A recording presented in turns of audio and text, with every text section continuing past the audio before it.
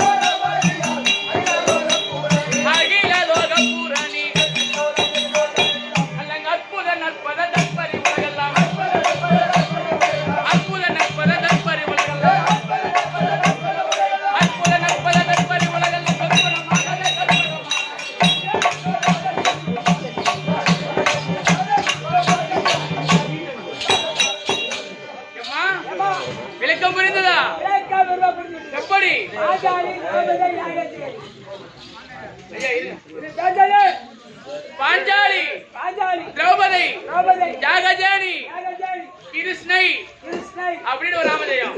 எதற்காக கேட்டா என் அண்ணன் கோபாலகண்ணன் அவர் எந்த நிறமா இருக்காரு? நீல கலரா இருக்காரு இல்லையா? மழை பொழியும் போது மேகம் என்ன கலர்ல இருக்கோ கருநீல கலர்ல இருக்கோ அதே நிறத்தில் இருந்தாலும் திரௌபதி. அதனால் அவருக்கு பேர் கிருஷ்ணன், இந்த திரௌபதிக்கு பேர் கிருஷ்ணை இல்லையா? அப்படி இருந்தாலும் ஜாகஜேனின்னு ஒரு பேர் உண்டு எனக்கு. ஜாகஜேனி எதற்கு ஒரு பெண்ணுக்கு எதற்காக யாகஜேனினா மற்ற பேர் சொன்ன ரைட்டு, யாகஜேனி சொல்றீங்களே அது எப்படி எதற்காக?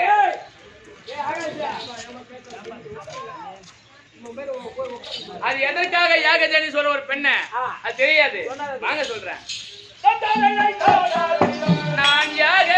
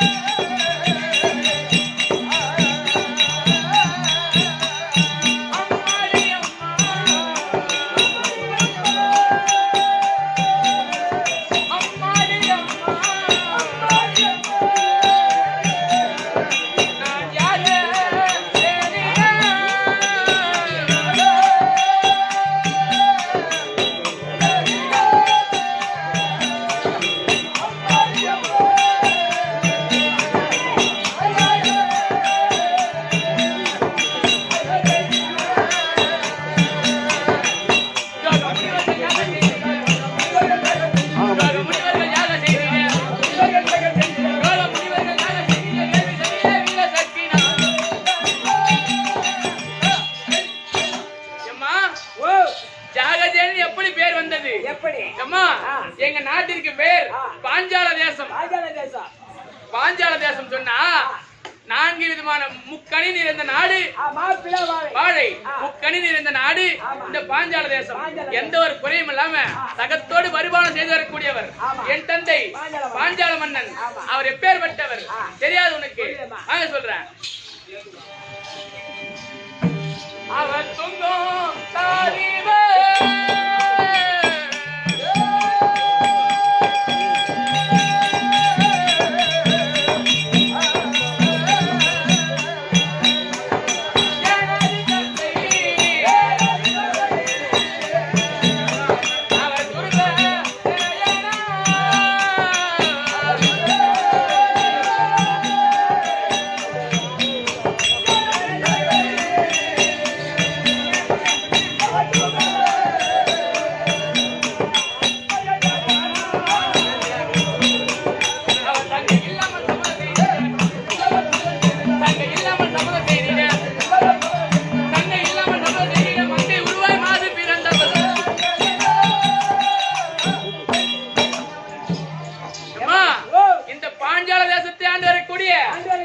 என் தந்தை துருவசேன மன்னன். அவரு சபதத்தினால் பிறந்தவள். எப்படின்னா ஏற்கனவே காலத்தில் என் தந்தை பாஞ்சால மன்னனும் துரோணாச்சாரி அவர்களும் அகினிகோத்திர மகாமுனிடத்தில் வில்வித்தை கற்று வந்தார்கள். அப்படி கற்று வரும்போது என் தந்தை பாஞ்சால மன்னனுக்கு கல்வியானது ஏறவில்லை. துரோணாச்சாரி அவர் ஏழ்மையான குலத்தில் பிறந்தவர். நன்கரவே கல்வியை கற்றுக்கொண்டார். அப்படி கற்றுக்கொண்டு விட்டு என் தந்தை கல்வியானது ஏறவில்லையே, அதனால் துரோணாச்சாரியத்தில் சென்று, ஐயா துரோணாச்சாரி, எனக்கு 2வது குருவாக இருந்து கல்வியை போதித்தீரானால் நான் ராஜ்யத்தை ஆளும் பொழுது பாதி நாட்டை தருகிறேன் அப்படி என்று வாக்களித்து விட்டு அப்படியே 2வது குருவாக இருந்து நன்கரவே வில்வித்தை கற்றுக் கொடுத்தார்கள். கற்றுக் கொடுத்து விட்டு அவங்க அங்க இதாசனம் அவங்க சென்று விட்டார்கள். சென்று விட்ட உடனே சில காலம் கழிந்தது. துரோணாச்சாரி அவர்களுக்கோ கிருபாச்சாரியோட தங்கை கிருபாங்கனை திருக்கல்யாணம் செய்து ஒரு குதிரின் வயிற்றில் ஒரு பிள்ளை பிறந்தது. ஒரு ஆண் பிள்ளை பிறந்தது. அந்த பிறந்தைக்கு அஸ்வத்தம் என்று பெயர் வைத்து ஒரு தாயுடைய வயிற்றில் பிறந்திருந்தா பால் கொடுத்து வளர்க்கலாம். இதுவே குதிரையின் வயிற்றில் பிறந்திருக்கின்றது, இதை எப்படி வளர்ப்பது அப்படி என்று கிருபாங்கனி கேட்டாங்க. அப்ப துரோணாச்சாரி சொல்றார், கிருபாங்கனி நீ அச்சப்படாதே, ஏற்கனவே காலத்தில் என் மாணாக்கர் இருக்கின்ற பாஞ்சால மன்னன் பாதி நாட்டே கொடுக்கின்ற சொல்லியிருக்கான். பாதி நாடு தேவையில்ல, ஒரு பசுவும் கன்று வாங்கி வந்தால் இந்த குழந்தையை நாமே வளர்க்கலாம் அப்படின்னு சொல்றாரு துரோணாச்சாரி.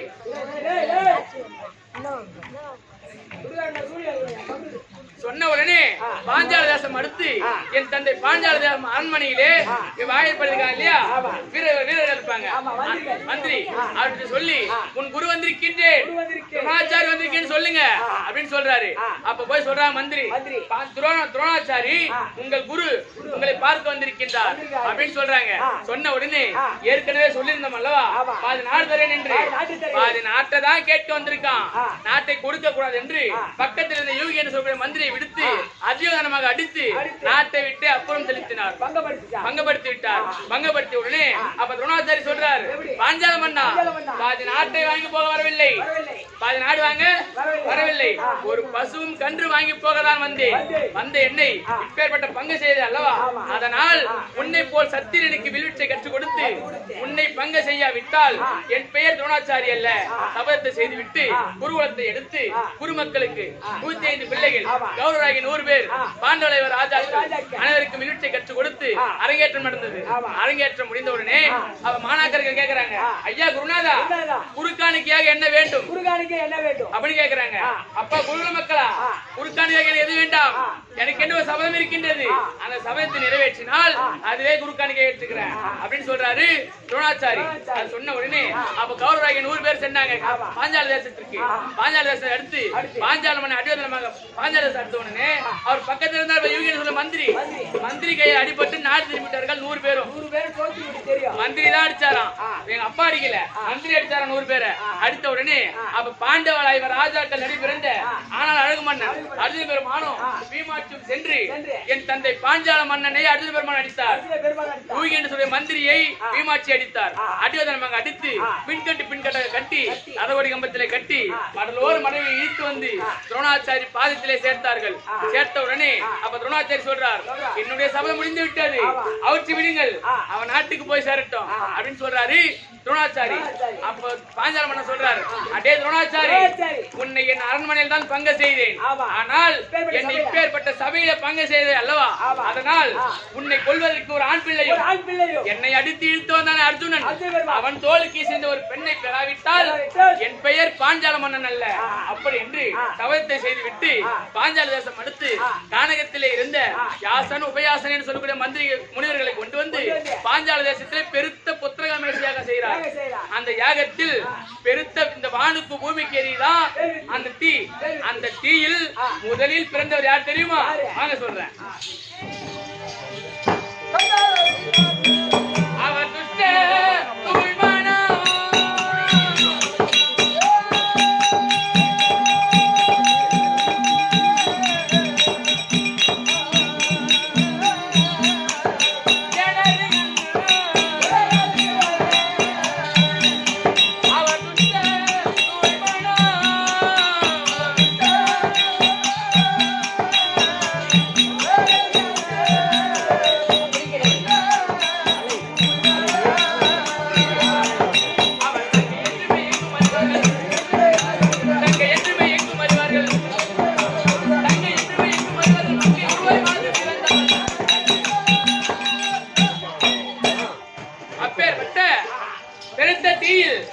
என் அண்ணன் துஷ்டதுமன் முதலில் பிறந்தார். துஷ்டதுமன் பிறந்தார். இரண்டாவதாக 16 வயது பருவ மங்கையாகவே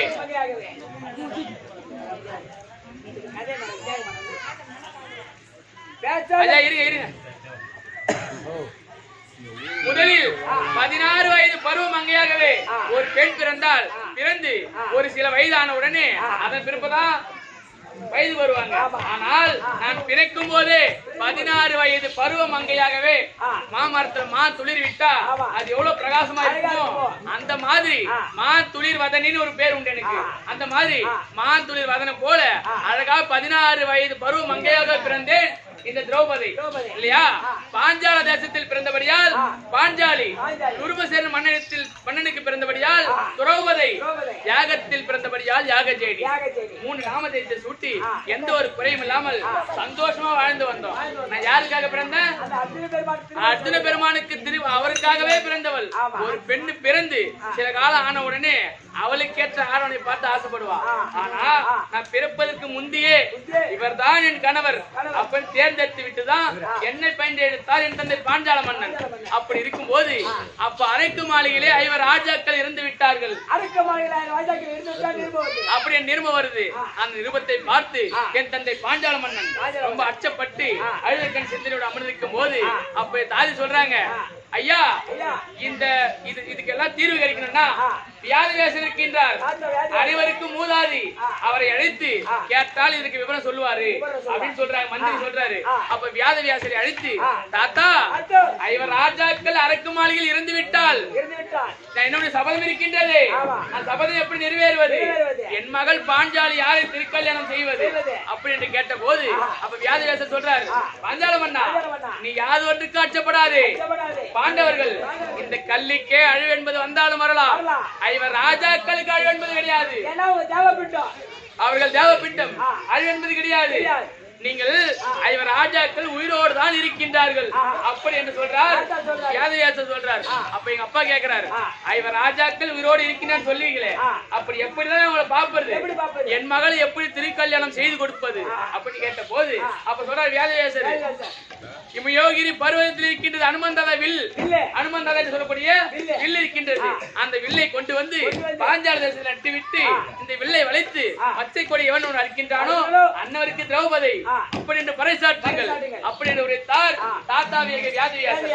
அவர் வார்த்தை கேட்ட உடனே அப்படி வில்லைன்னா வருவாங்கன்னு சொல்றீங்களே, அவங்க நாட்டில் இருந்தா எப்படியாவது வருவாங்க, யாராவது சொல்லுவாங்க பாஞ்சாலிக்கு சுயவரமா அதனால போகலான்னு வருவாங்க. ஆனால் காட்டில் இருந்தா அவங்க எப்படி வருவாங்க? என் மகளை எப்படி திருக்கல்யாணம் செய்வாங்க அப்படின்னு கேக்குறாரு என் தந்தை பாஞ்சால மன்னன். அப்ப கேட்ட உடனே நீ யாது ஒன்று கஷ்டப்படாதே, காட்டில் இருந்தாலும் வருவாங்க, நாட்டில் இருந்தாலும் வருவாங்க, செய்வா அப்படின்னு சொல்றாரு. அப்ப நான் கேட்ட தாத்தா கிட்ட என்னன்னு கேட்டேன், வாங்க சொல்றேன்.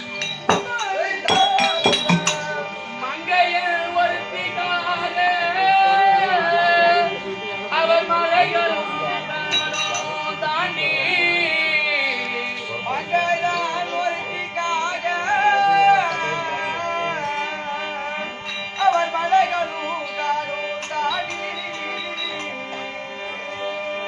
எங்கு நான் போக போறோம் என்றே இருந்தாரா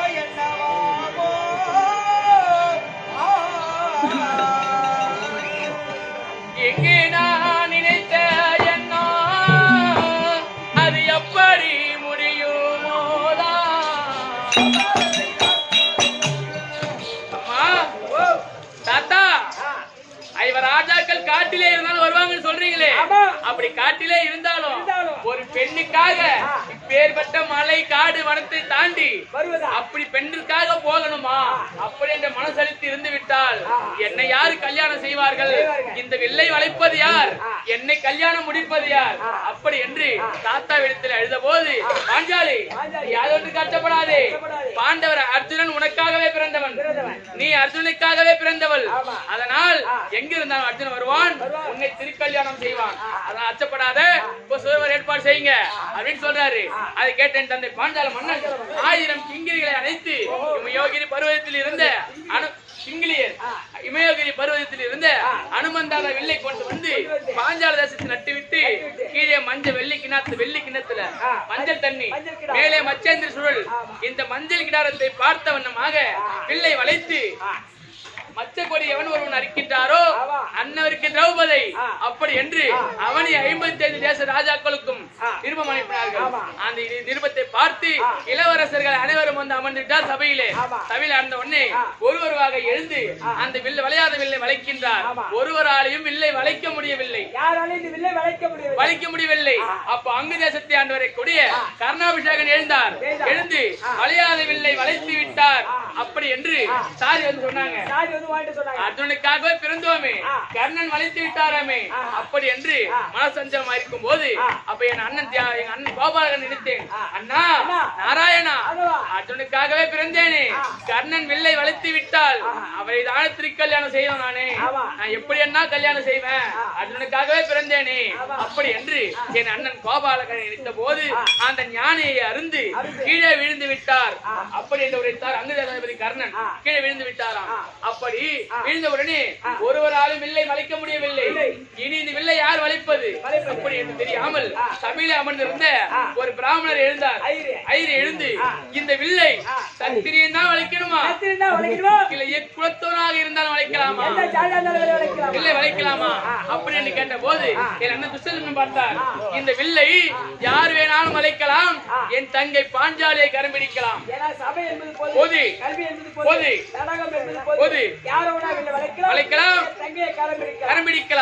எம் மதமும் சம்மதம் அப்படி என்று உரைத்தார் துஷ்டதீமனன். அந்த வில்லை ஓடி வந்து அந்த பிராமணர் இருந்தார் பாரு, பிராமணர் அந்த வில்லை வளைத்து வளையாத பச்சைக்கு வெள்ளிக்காரத்தை பார்த்து வளையாத வில்லை வளைத்து பச்சை கொடியை அறுத்து இந்த நாணை வளைத்து விட்டார். அப்போ வளைத்த உடனே என்னை அழைத்து சென்று அவருக்கு திருமணம் செய்து வைத்து விட்டார்கள். செய்த உடனே ஒரு கானகத்தின் வழியை இட்டு போன உடனே அர்ஜுன பெருமான கல்யாணம் செய்ய நினைச்சிருந்தோமே, ஒரு கல்யாணம் செய்து அழைத்து போறாரு. அப்படி மன சஞ்சலமா போற அவர் பின்னாடி போன உடனே அவர் முதுகிலே இருந்த மச்சராகை பார்த்தேன். ஏன்னா இந்த உலகத்தில் அர்ஜுன பெருமானை தவிர மற்ற யாருக்கும் மச்சரேகை கிடையாது, அர்ஜுனுக்கு தான் மச்சரேகை. அதை பார்த்த உடனே நம் கற்பினை தவறவில்லை, அர்ஜுன பெருமானை தான் கல்யாணம் செய்திருக்கோம், நம் கண்ணு கேட்ட ஆடவன் இவர் தான் அப்படி என்று அவர் பின்னாடியே சென்றேன். முன்னூத்தி மங்கலம் சென்றார். சென்ற உடனே ஒரு உடையார் வீட்டிலே அத்தை குந்தமாதேவி இருக்காங்க, அடைக்கலமா இருக்காங்க. இருந்த உடனே அந்த வாயற்படிக்கு சென்று, அம்மா நான் ஒரு கண்ணியை கொண்டு வந்திருக்கின்றேன் சொன்ன உடனே, அப்படி கனி கொண்டு வந்திருந்தால் ஐவராஜாக்களும் பகிர்ந்து கொள்ளுங்க அப்படின்னு சொல்றாங்க. குந்தமாதேவி வயதான காலம் காது கேட்கவில்லை. அதனால சொல்லிட்டாங்க, அம்மா நான் கனி கொண்டு வரவில்லை, ஒரு கன்னி பெண்ணை கொண்டு வந்திருக்கின்றேன்.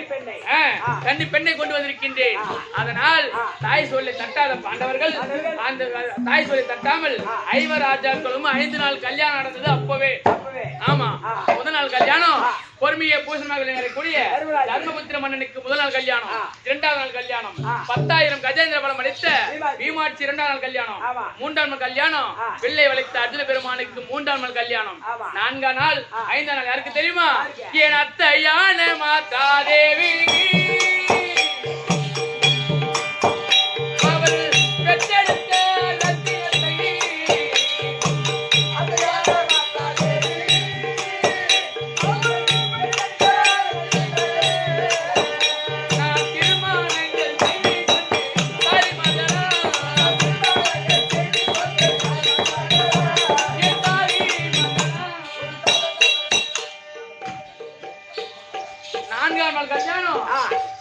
மாதாதேவி இருக்காங்க பாரு, அவர்கள் பெற்றெடுத்த பிள்ளை சகாதேவர்.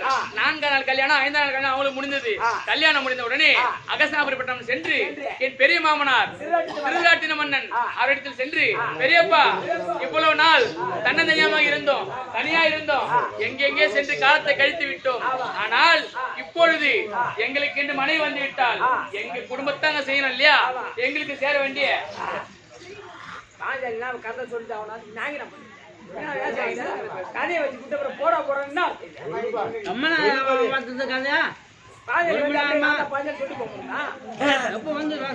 சினிமா பாட்டு பாடலாம், அழகான பிறந்த கதை அழகா சொல்றேன். வேற எவனா கதை மாத்த மாதிரி தான் கேட்கலாம். சொல்லு நீ சொல்லு. அப்படி திருவிழாட்டின மன்னத்தை கேட்டாரு, எங்க பாகத்தை கொடுங்க அப்படி கேட்கிறாரு. யாரு பாப்பாரு கல்யாணம் கல்யாணம் சொல்லுவான், அவங்க அத்தனை சொல்றத கேட்காது. பொண்ணு இல்லையா கதையை சொல்லு பாப்பா. யார் இருந்தாலும் நான் பேசுறேன். சும்மா கல்யாணம் வச்சு போனா நீ வந்து பேச நாடகம் வந்து கதையான நாடகம், இல்லை கமல் படுத்துவோம், அவன் தூரம் தமாசெல்லாம் இருக்காது. கதையான நாடகம் நல்லா இருக்கும். நான் பேசிட்டு போட அந்த மாதிரி பாகத்தை கேட்ட உடனே எதற்கும் உதவாத ஈச்சங்காட்டை காண்பித்தார். அந்த ஈச்சங்காட்டை எப்படி வீடு கட்டுவது, எப்படி அங்க இருப்பது வசிப்பது அப்ப தெரியாமல் என் மாமனார் இருக்கின்றார் பாரு, தேவகோமான் தேவ இந்திரன். அவர் நினைத்தார் என் கணவர் அர்ஜுன பெருமான் நினைத்து அவர் மூலியமாக தேவ சிற்பியை அனுப்பி அந்த ஈச்சங்காட்டை அழித்து அழகான இந்திர பிரசத்த மாலை ஏற்பாடு செய்து சந்தோஷமா வாழ்ந்து வந்தோம். அது வரும்போது நாரத பெருமான் வந்தார்.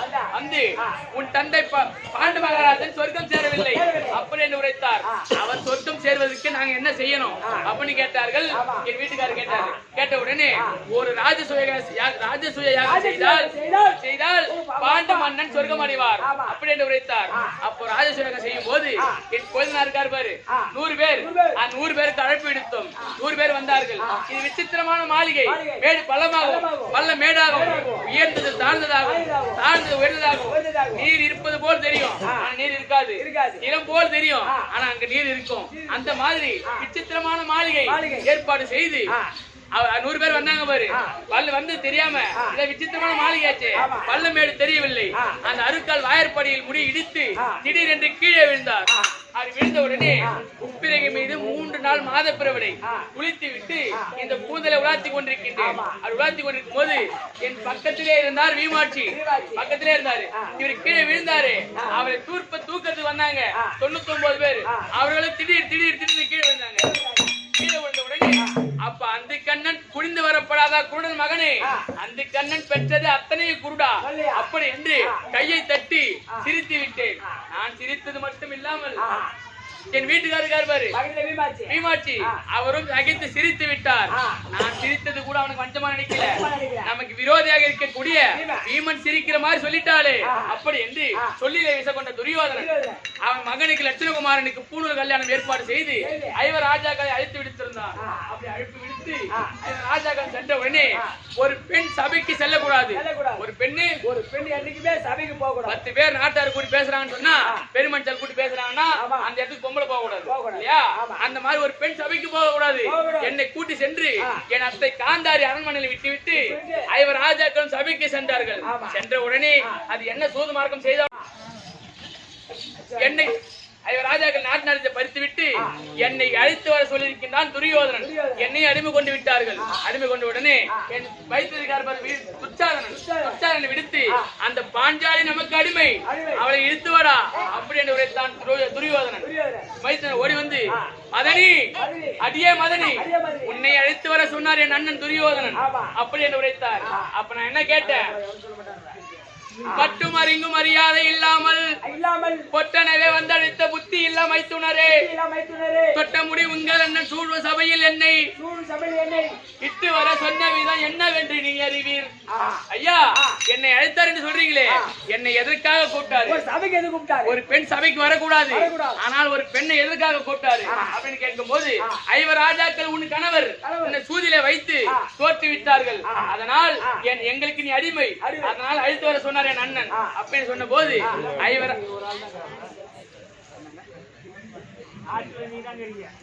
என்னை அழைத்து வர சொன்னார்.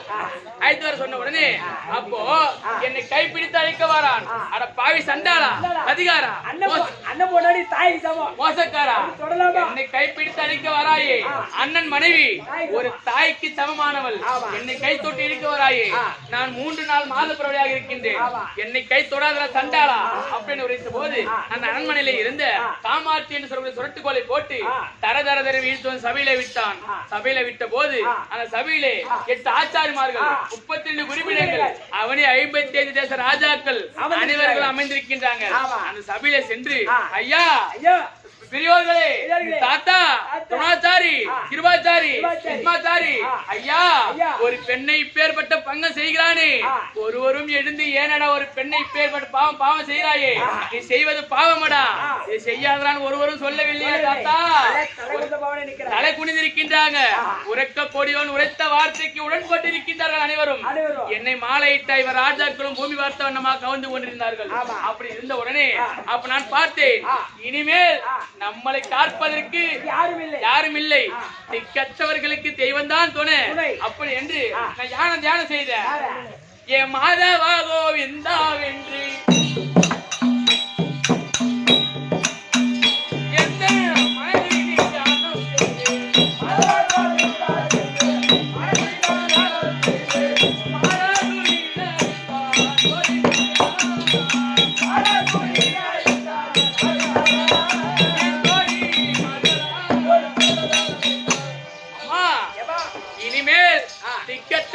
தெய்வம் தான் துணை. அண்ணா, நாராயணா, கோவிந்தா, மாதவா, மதுசூதனா, பச்சவண்ணா, என்னை மேகவண்ணா, என்னை காப்பதற்கு யாரும் இல்லை, நீங்கள் தான் காக்க வேண்டும் அப்படி என்று என் அண்ணனை துதித்த போது என் அண்ணன் கோபாலக்கண்ணன் எனக்கு மாறாத வஸ்திரத்தை கொடுத்து என் மானத்தை காத்தார். காத்த உடனே சபைக்கு சென்று ஐயா சபையோர்களே, ஒரு பெண்ணை இப்பேற்பட்ட பங்க செய்கிறான், ஒருவரும் எழுந்து ஒரு பெண்ணை இப்படி செய்கிறாயே, இது தவறு, இது தப்பு அப்படி என்று ஒருவரும் சொல்லவில்லை. அதனால் தொன்னிய சபையில் உள்ள தொழு பெரியோரே போற்றி, என்னமும் தோற்ற பின்பு எழில் ஐவர் தோற்றிட்டாரோ, மன்னவன் தோற்ற பின்பு மற்றென்னை தோற்றிட்டாரோ,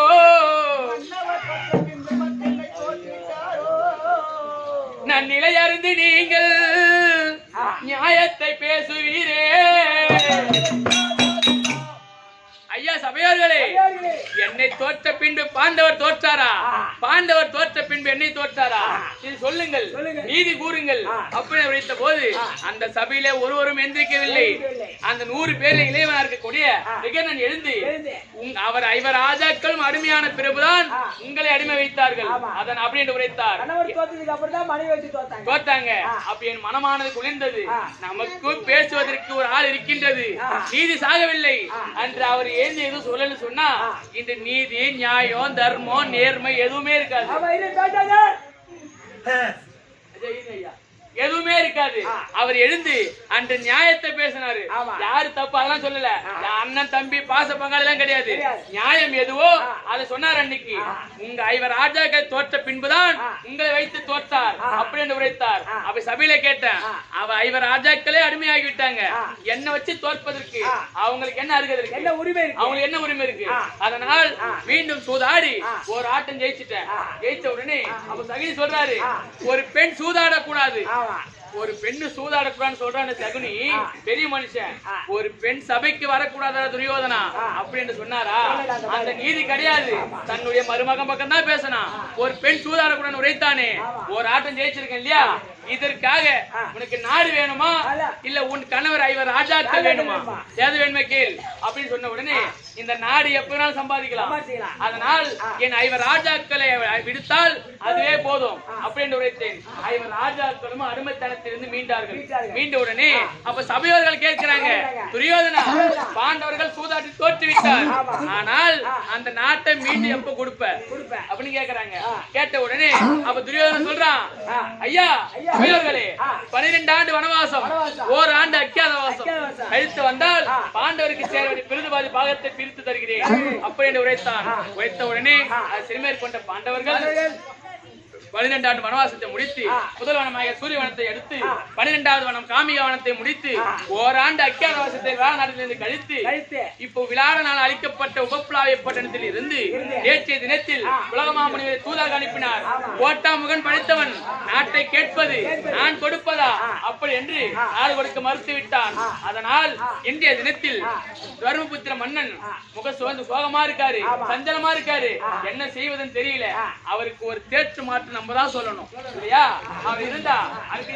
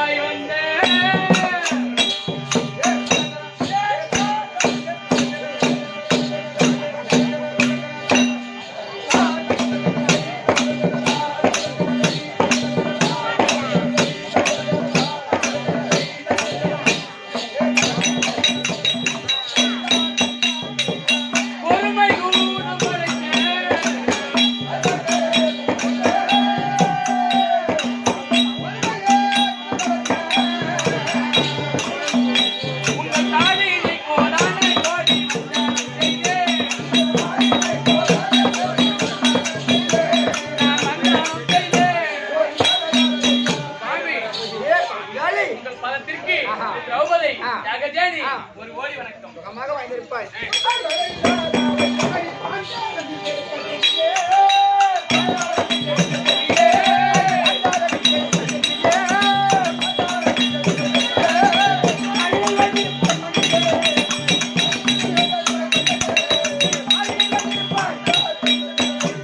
என்ன பாஞ்சாலி சுவாமி, என்னுடைய பார்த்த படிவடியானால் எத்தனைக்கும் நினைப்பறியாமல் 5 ராஜாக்களோடு சுகமாக வாழ்ந்திருப்பார். சுவாமி, நான் சுகமாக வாழ்வது இருக்கட்டும். இன்றைய தினத்தில் என்னை அழைத்திருக்கிறீர்களே, என்ன காரணம்? உன்னை அழைத்த காரணம்? ஆமாங்க. என்ன காரணம் என்றால் நேற்றைய தினத்தில்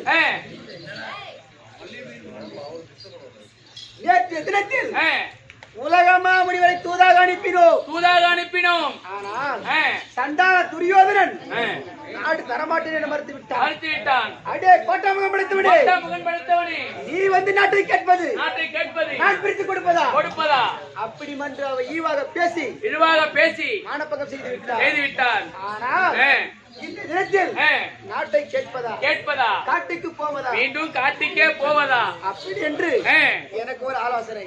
ஆனால் சுகமாக வாழ்ந்திருப்பாய். சுவாமி, சுகமா நான் வாழ்வதா? சுகமா வாழ சொல்றீங்க ஐயா? உங்கள் 5 மாலையிட்டு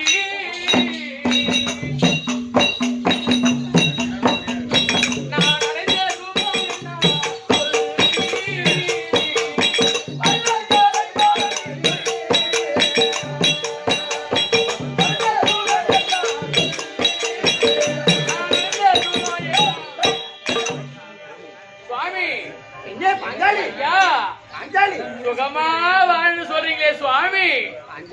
ஐயா, சண்டாள பாவியாகிய துரியோதனன் நீங்க 5 ராஜாக்களும் 5 மணியாங்கள் போல் இருக்க 60ஆம் படிமேல் ஏற்றி ஜெயகுந்தி மேடையில நிறுத்தி ஒரு பெண்ணை சூதாட்டில் வைத்து தோற்றவர் உலகத்தில் உண்டா 5 ராஜாக்களும் ஒரு பெண் என்று பாராமல் தன்னுடைய மனைவியை சூதாட்டத்திலே வைத்து தோற்றுவிட்டீர்கள் சண்டாள பாவி துரியோதனன் 60ஆம் படிமேல் ஏற்றி ஜெயகுந்தி மேடையில நிறுத்தி தம்பியை விட்டு விட்டு 60ஆம் படி மேலே நிறுத்தி சரமாரியாக துயில் உரிகிறான் அப்படி துயில் உரிந்த போது அந்த சபையிலே 8 ஆச்சாரிமார்கள் 32 உறுப்பினர்கள் அவனி 55 தேச ராஜாக்கள் அனைவர்களும் சூழ்ந்திருந்த சபையிலே அவர் காலிலே விழுந்து ஐயா பெரியோரே தாத்தா இவன் ஒரு பெண்ணை இப்பேற்பட்ட பங்க செய்கிறானே என்னை இழுத்து வரானே தாத்தா யாரும் கேட்க மாட்டீங்களா இல்லையா நீங்களும் ஒரு பெண்ணு நீங்களும் ஒரு தாய் வயிற்றிலே பிறக்கவில்லையா ஒரு பெண் வயிற்றில் பிறக்கவில்லையா அக்கா தங்கையோடு பிறக்கவில்லையா ஒரு பெண்ணை இப்பேற்பட்ட பங்கு செய்கிறானே அப்படி என்று அவர் அனைவரிடத்தில் காலிலே விழுந்து கத்தி கதறி என் கண்ணீரை யாரா பெருக்கினேன் ஒருவரும் எழுந்து ஒரு பெண்ணை இப்படி செய்யாதடா அப்படி என்று ஒருவரும் உரைக்கவில்லை அவர்கள் எல்லாம் சொல்லல அதனை பெருசா நினைக்கல ஆனால் என்னை தொட்டு மாலையிட்ட 5 ராஜாக்கள் நீங்க 5 ராஜாக்களும் இன்னைக்கு வாழ்ந்து சொல்றீங்க அன்னைக்கு சபையில அப்படியே கற்பட்டு நின்று விட்டீங்க இன்னைக்கு சொல்ற ஆளு கூட யாருன்னா நீங்க தலைய பூமி வத்தவனுமா 5 பேர் மண்ணக இன்னைக்கு சொல்றீங்க சுகமா வாழ்னு ஆனால் அன்னைக்கு அவன் இழுக்கும் போது காலில விழுந்து கத்தி கதறினேனே ஒருவரும் எழுந்து என் மனைவியை நீ இழுக்கிற அப்படி என்று ஒருவரும் சொல்லல உங்க காலில விழுந்து கத்தி கதறினேன் உங்க பொறுமை குணத்தை சூதிரை அடமானம் வைத்து விட்டீர்கள் மலம் படைத்த வீமாட்சி தன்னுடைய கதிலே சூதிரை அடமானம் வைத்து விட்டார் வில்லையும் வைத்து விட்டார் அனைவரும் கூறுகுலைந்த ஒரு சிலை போல அமர்ந்திருந்தீங்க ஒருவரும் எழுந்து தலைய பூமி பத்தமா நட்டுக்கிறீங்க ஒருவரும் எழுந்தீங்க சாதாரணமா எடுத்துக்கிறீங்க பூமி கொண்டாடுவா எந்த நேரமும் அவன் முன்னாடி கை வச்ச எந்த மாதிரி கதறி கதறோ அவன் எந்த மாதிரி பஞ்சாயத்து கூட 2 கண்ணுமே தெரியாது எந்த நேரம் கொண்டாடி கையில வச்சுக்கணும் ஆனா அந்த ஊமையும் கூட இருக்கிற நிலைமை கூட உங்களுக்கு அந்த துப்பு கிடையாது 5 பேர் இருந்தோம் எனக்கு பயன் இல்லாம இருந்தீங்களே என் அண்ணன் கோபாலகண்ணன் நினைத்த போது எனக்கு மாளாத வஸ்திரத்தை கொடுத்து என் மானத்தை காத்தா இல்லையா ஆனா இன்னைக்கு சுகமா வாழ சொல்றீங்களே சுவாமி இது எந்த விதத்துல நியாயம் ஐயா சுவாமி சொல்லக்கூடிய வார்த்தை ஒரு கொண்டாடி படுபுச்சுக்கிறோம் அது கேட்கறதுக்கு ஒரு நாதி இல்ல என்னடா பூபதி நீ சொல்லக்கூடிய வார்த்தை மாட்டேன் எங்களுக்கு கொஞ்சம் ஞான வெக்கம் அடைகின்றதா என்ன காரணம் என்றால் ஏன்னா துரியோதனன் கூப்பிடுறான் தர்மா இங்கே வா இங்கே வா பாருங்கள் நாமல் பகடையாடலாம் அப்படி என்று விளையாட்டா தமாசா விளையாடலாம் சரி நம்முடைய பெரியப்பார் பிள்ளை தானே நம்முடைய பெரியப்பார் பிள்ளை தானே என்ன விளையாட கூப்பிடுறான் அப்படி என்று ஒரு நாட்டுக்கு பேர வச்ச ராஜா புள்ளியாண்டா மாது சூது பாதி இந்த 3 செய்யக்கூடாது இது 3 ஒரு மனுஷன் செய்யக்கூடாது அப்போ விளையாட்டாக பகடையாடலான்னு கூப்பிடுறான் அப்ப நான் சொல்றேன் துரியோதனா ஏண்டா நிறுத்து மாது மது சூது யாரு ஒருத்தர் 3 கையில தொடுகின்றானோ கடை வரை இது கடை தேர முடியாது குடும்பம் நிலைக்க அப்படின்னு சொல்றேன் அவன் என்ன சொல்றான் தர்மா விளையாட்டாக வாடா சூதாடலாம் நம்ம பணம் ஒரு பொன்பொரு வைத்து ஆடவில்லை வாடா விளையாட்டா ஆடலாம் அப்படின்னு கொடுத்தேன் ஆனா யதார்த்தமா அவனுடைய வார்த்தை கேட்டு தகடை ஆடினோம் அப்போ அனைத்தையும் தம்பிமார்களையும் என்னையும் என்னுடைய மனைவி பத்தினி பாஞ்சாலையும் வைத்து நான் தொட்டு விட்டேன் ஆனா அவன் சொல்றான் அடே தர்மா தோத்தது தோற்றதுதான் ஜெயிச்சுட்டா தர முடியாது அப்படி என்று எங்களை அடிமைப்படத்தில் இருந்து விட்டோம் ஆனா நீ சொல்லக்கூடிய வார்த்தை ராஜாக்களும் தரக்கூடிய பாவனையா என்று சொல்றியே நீ மாதவிடா இருந்த 3ஆம் நாளில் உற்சாகம் ஈர்த்து வந்து மாலாத வஸ்திரம் செய்கின்றார். ஆனா அந்த நேரத்தில் நீ மாலாத கண்ணீர் வடிக்கிற. நீங்களும் ஒரு தாய் வச்சில் பிறந்தவர் தானே.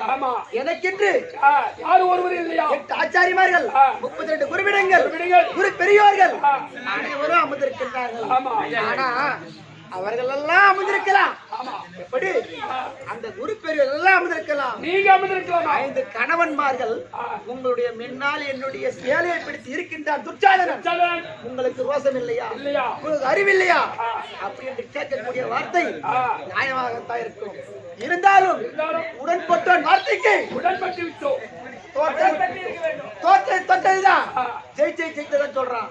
அப்போ சூதுவங்களை ஆடி நாடகத்தை பருத்திக் கொண்டு 30 வரை அனைத்து படுத்திக் கொண்டு 12 ஆண்டு ஓட்டி வைத்தார். வனவாசத்துல ஓட்டுனானே, அந்த வனவாசத்துல பட்ட துன்பம் கொஞ்சமா? அந்த காட்டு 12 ஆண்டு வனவாசம் முடிந்தது. என் அண்ணன் கோபாலகண்ணன் தயவினால் 12 ஆண்டு வனவாசத்தில் 12 நாளாக கழித்து விட்டோம்.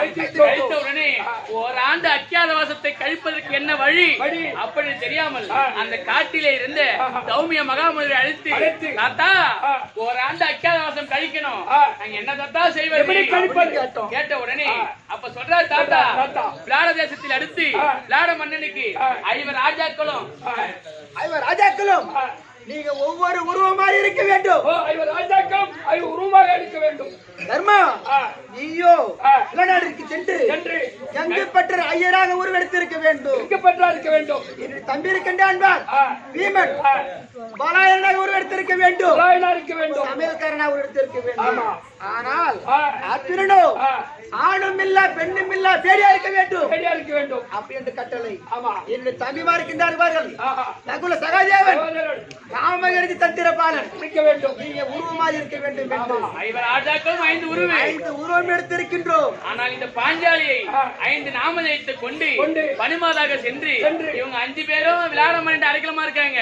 என்னை விளாட மனைவி சுதர்கனை அம்மனத்தில் சென்று 5 நாமதேயத்தை பெற்று பனிமாதாக சென்று பனிமாதி சுதர வீரசாரணி மன்னன் மகள் ஜெயந்திராதி பூமாலக்காரி 5 நாமதேயத்தை பெற்று பனிப்பெண்ணாக சென்று அந்த அம்மாவுக்கு பணியிட வேலை செய்யற. அந்த அம்மா எனக்கு பாத்திரம் தேய்க்க சொல்லல, வீடு பெருக்க சொல்லல, தோட்டம் தோறும் சாணியால சொல்லல, அந்த வேலை சொல்லல. இது ஒரு உத்தியாகவனம் சென்று மலர் பறித்து கரம் தொடுத்து தலவாரி பூச்சி விடக்கூடிய வேலை மட்டும்தான்.